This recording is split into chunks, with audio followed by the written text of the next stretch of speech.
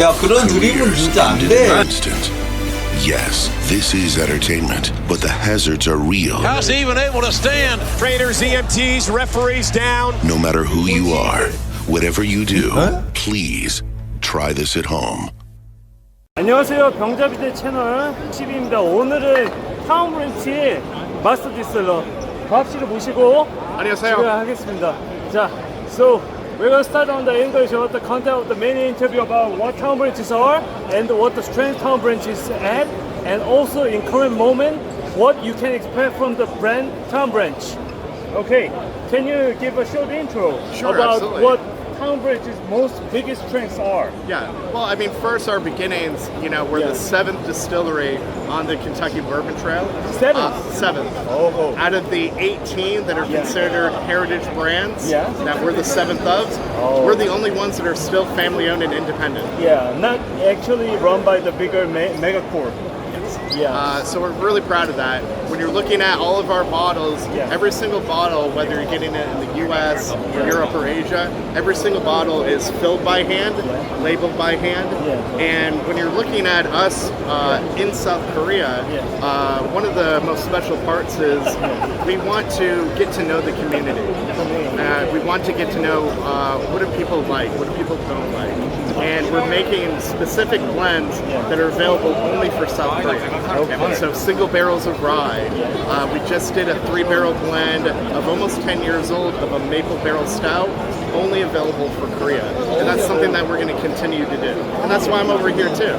We want to meet people. We want to learn more about Kentucky and South Korea and how we can drink more together. Thank you. And second question that I have is, do you have any kind of a special standard to amaze Korean audiences for the product? Because like, I would say your selected for Korean exclusive product will be different standards comparing to the American market. Yeah, absolutely. So I want to actually hear about the standard that you actually focus on.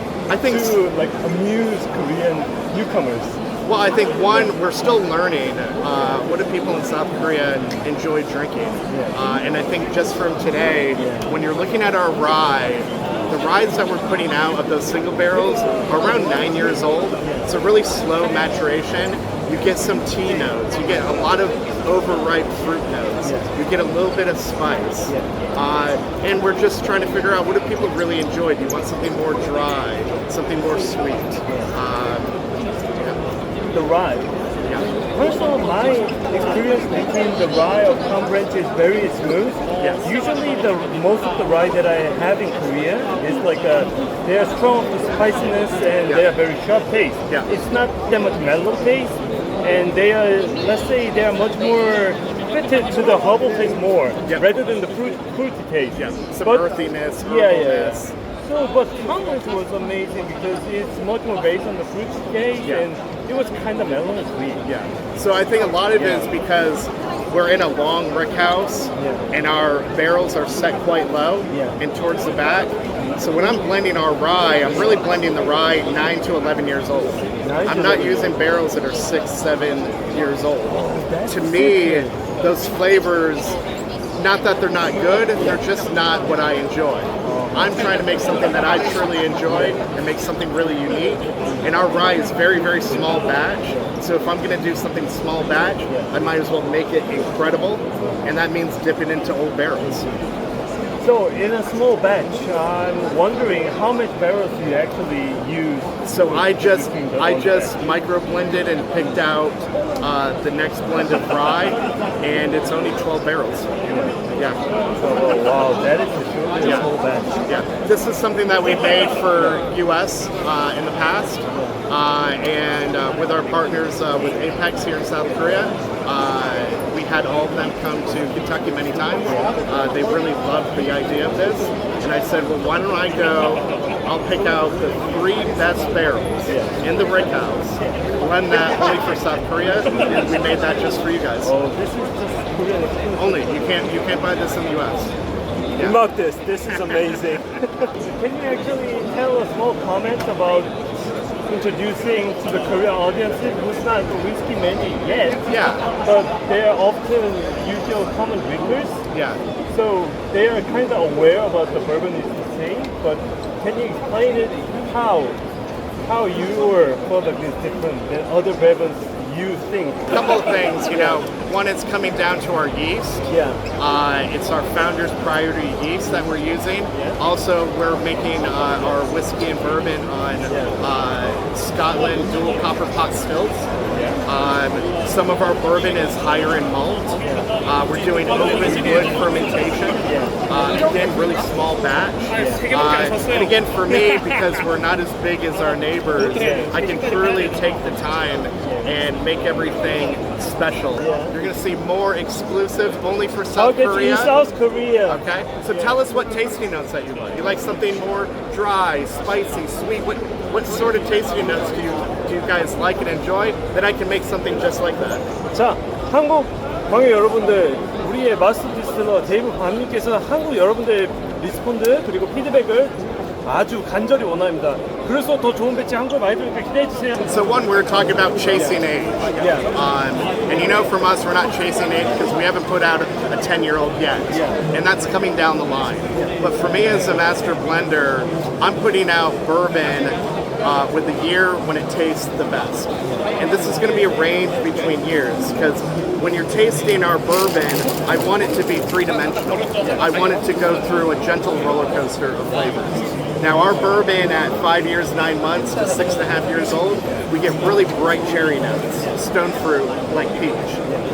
When it's 7 years old, I'm tending to getting more that are more oaky and spicy. And at 8 years old and plus, I'm getting really rich, overripe fruit, fig, raisin. It's very bold. And I want to put those three together to create the bourbon that I'm blending. And the rye. The rye, this is what's interesting about the rye. One, the rye is set low in the longest rick house in America. Okay? Because of that, it's a very slow maturation. I don't like using our barrels that are 6, 7 years old, sometimes even 8 years old. It's not that they're not good, they're just not to my preference of the notes coming out. So when you're tasting our rye, whether it's a single barrel made only for South Korea or it's a small batch blend, it's really going to be between 9 to 11 years old. And that's why you're picking up all those really interesting, rich, overripe flavors, fruitiness, tea, and it lingers and it goes on and on and on. So it may have a lower proof, but it's going to have an incredible tasting notes that you've never experienced from a rye. For the American bourbon scene, they do actually use cast finishes a lot. Yeah. Nowadays, because the regulation has been changed. Yeah. So I was kind of curious about for the conference. We're going to actually produce some kind of those experimental. Yeah, we always have in the past. We've done Oloroso sherry in the past. This would be. We've done this in the U.S. Over 2 times now. But this blend we made specifically just for Korea. So we're always going to continue to do more creative blending and upcycling barrels. When you look at the life of our barrel, we're also a brewery and a distillery. We make our barrel-aged beers. So first barrel is bourbon, char 4, 6 to 8 years old, bourbon out. Second use, same barrel, is our beer. We're aging our beer for months. Beer comes out, same barrel, third use, single malt whiskey. Our single malt whiskey, I'm going to be aging really around 8 to 11 years old. Single malt whiskey out, so now we have 16 years using that same barrel. Then we send it to our distillery in Dublin, Ireland. Oh, Ireland. So we have our distillery, Pierce Lane's Distillery at St. James Church, right across the street from Guinness in Dublin, Ireland in the Liberties. So then we are aging our Irish single malt whiskey for 12 years. So that one barrel between our distilleries in Kentucky and Ireland, we get about 25 years out of that one barrel. Yeah. So find Pierce Lane's Distillery. You won't find it in South Korea. And also, I would like to ask about some of the commitments. There's a Korean famous spirit named soju. Oh yeah. Based on the rice. Yes. Yeah. So would you better than baju? Oh yeah. Sorry. Thank Soju you. is better than baju. Okay. So if Taun브랜치 becomes a really great hit in Korea, Would you like to actually release an experimental product related to Korean soju distilled cask? That would be cool. Well, one, never say no and never say never. One, I think that's a great idea to eventually try to do experimental blend like that. So who knows? Who knows? Maybe one day. Sign me up. I'm okay with it. Something so different. All of our neighbors are incredible. We all get along so well, and we're so lucky to be able to be here in South Korea, and we can't wait to share more. It was very picky to decide to release in Korean market because it's not promised. It's like a branch of land. But you decided, and still this moment you are continuously releasing the good product in Korean market. Well, make sure everybody follow townbranch.kr, and you're going to see everything happening with Town Branch in Korea, including our partners Apex own bars all around Korea that are just loaded with Town Branch and other bourbon and whiskey too.